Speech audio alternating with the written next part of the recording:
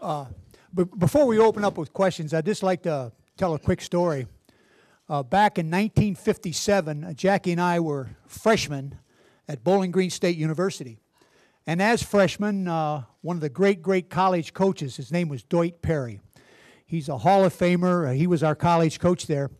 In our second year there as a sophomore, he held a class. It was Football 101.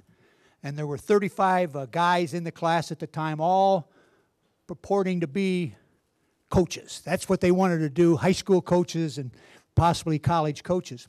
And on the first day of the class, Nhat stood up and he said, "How many of you here want to be coaches?" And of course, 35 hands went up. And he said, "Well, to start the class, I'm going to tell you the 3 things that are going to be necessary for you to be a coach. Number 3, you had to have a love and passion for the game of football. Number 2, you needed to outwork the people that you were coaching against." And he said, "The reason I say that, I've been around you for about a year, and there's not many of you here that are going to outsmart anybody. So you better be prepared to outwork them." And he said, "Number 1 on the list, if you want to be a coach someday, a high school coach or a junior high school coach, number 1, marry wisely." And I guarantee the only real advice that I know that I listened and followed that great coach, Nhat Perry, was that marry wisely part.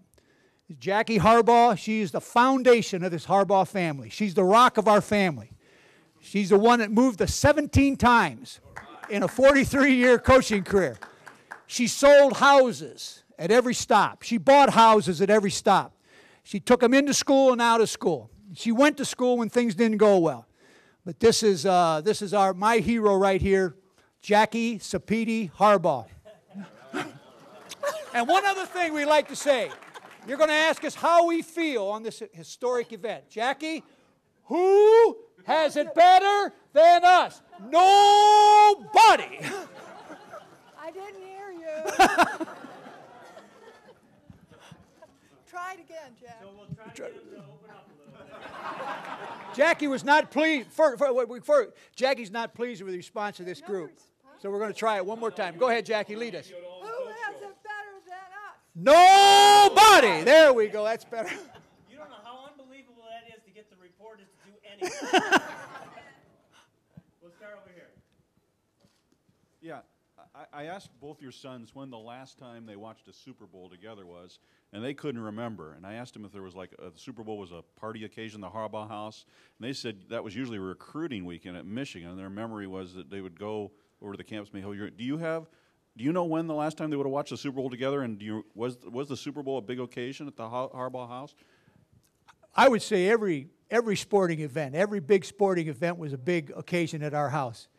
I can remember back when Jim, we were watching the Boston Bruins playing a hockey game way back when Bobby Orr had the great shot as he flew across the net and knocked it in. And John, to this day, still holds us responsible because he was on a refreshment run. He was about halfway up the steps when Orr knocked that puck into the goal, and he has never forgiven us for not allowing to watch that live. They had no replays in those days, so he was at a tremendous... I don't know if he ever did see the shot. Jackie? No, not really, because I don't think then, way back in the 70s, it really wasn't as big an event as it is today. So we kind of took every day as it came. And No. Coach, was there a time when they were very young? It's 3 parts, but it's simple. Was there a time when they were very young when there was a lot of football talk at the dinner table? 2, did they see you as young kids breaking down films like Belichick and his dad? And 3, when did they understand what you do? First, again, I have to point to Jackie.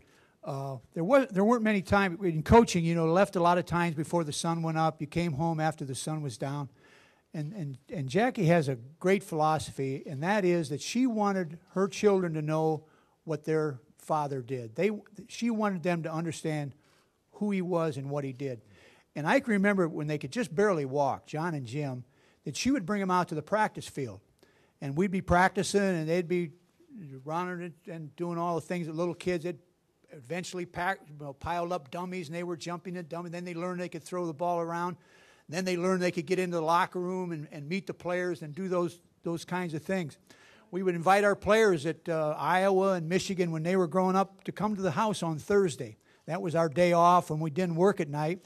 Jackie would cook a great meal for them, and then pretty soon they're wrestling on the floor and doing all those kinds of things. So Jackie always involved our children in the job that we were involved with. Thank you, sir. Jack, do you see your coaching style in your sons, and do they get their fierce competitiveness from you? And again, I really believe that they're both who they are. I don't think you have to watch very long. You don't have to really be a psychologist or anyone like, just to watch and see who they are. And the beauty of it, they allow themselves to be who they are. And I think Jackie and I are most proud of that. And Jackie, I asked John if he ever picked on Jim, and he said he never teased his younger brother. Can you confirm that? Yes, I can. Never teased? Well, I think that brothers both do this, don't they? And so do sisters. So everyone out there who has a brother or a sister, you all have had your little ins and outs with one another. So that's not unusual. Yes, I was just wondering, Josine Anderson from ESPN, I was just wondering how much do your sons consult with you on a decision like when they were switching to Kaepernick or when there was a switch to Jim Caldwell? How much do they talk to you about that, and did any aspect of that decision give you pause or surprise you? The story, and it's been told, is on draft day in 2011, after the first day, the first round of drafts was over, Jim called on his way home, and he said, "Dad, what did you think of the draft?" And we didn't have much to talk about as it relates to the draft, but he had not expressed to me who they were thinking about drafting at the quarterback position. So I said, "Jim, tomorrow in the second round, surely you're going to draft a quarterback. Which one is it going to be?" And it was dead silence. In fact, I could hear his voice. And finally he said, "Are you talking to anybody?" I said, "No, I swear I'm not talking to anyone." He said, "Dad, you got to tell me. You're not even going to tell Jackie. You won't tell Mom who we're thinking about drafting tomorrow." I said, "Jim, just tell me who it is. I promise you, I won't say anything to anyone." He said, we're drafting Colin Kaepernick." And he said, do I not only think that he's the best quarterback in the draft, I think that he's the best football player in the draft, and we're going with Colin Kaepernick. And I thought to myself, Jim, wise decision. And lastly, just to follow up on that, I wanted to ask you, right now are the two of you, Mr. and Mrs. Harbaugh, are you having the time of your life, and where does this Super Bowl compare to, how do you rank it amongst all of your family experiences, whether it be weddings, grandchildren? How does this particular experience rank amongst all the Harbaugh moments in your family?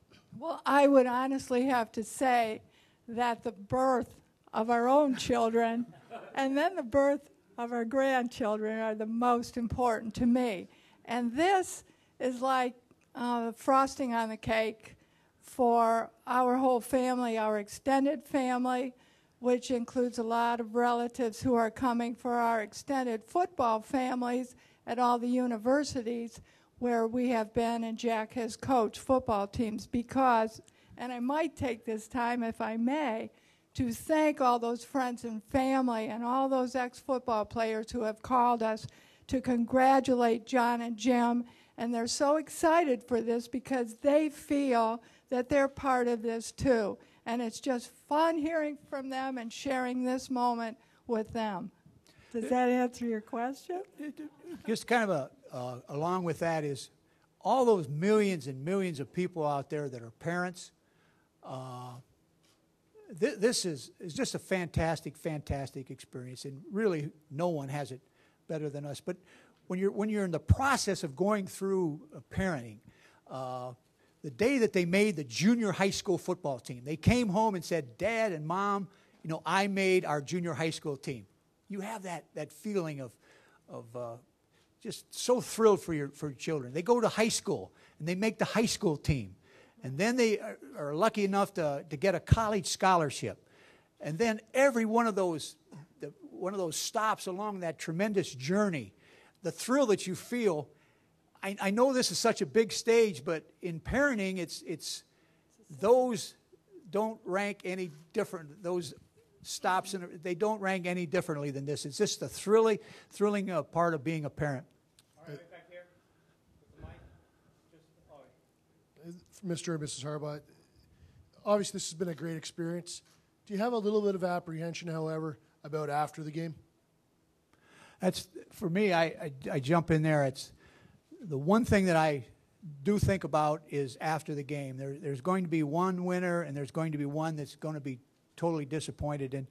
And my thoughts go to that one that will not experience the thrill of victory, and that's where our thoughts will be. And we had a little bit of a dry run on this last year in Thanksgiving, and we watched the game, and I know this has been reported before. We watched the game in an office in the stadium, in Ravens Stadium, and they were so kind to give us that privacy. And during the 3 hours and 15 minutes, I want you to know this lady was comatose. I mean, there was no expression. Her face was totally lifeless, and her eyes were glazed over watching the game. And then the game was over. You just dropped your head, and we went down on an elevator and opened the door to the Raven locker room. I mean, the excitement of victory. We've all experienced that excitement of victory. Guys jumping up and down and smile on John's face, and the coaches, they were just ecstatic and that thrill of victory. I'm telling you, there's nothing like victory, the thrill of victory. And then you realize you weren't needed here. I mean, they had so much going on for them. So you walked across the hall, and you went into the 49ers locker room, and you walked, and you saw the players, walking about, and that look in their eyes, of that look of not being successful and coming up short. Opened up a couple of doors and finally saw Jim all by himself in his room, just a table and a chair, still in his coaching outfit, and his head down in his hands, and you looked into his eyes, and you realized that this is where you were needed as a parent. Now, every single parent can identify with that thrill of victory and the agony of defeat. And on Sunday night, we're going to experience both of those great emotions, and our thoughts will be with the one that comes up a little short.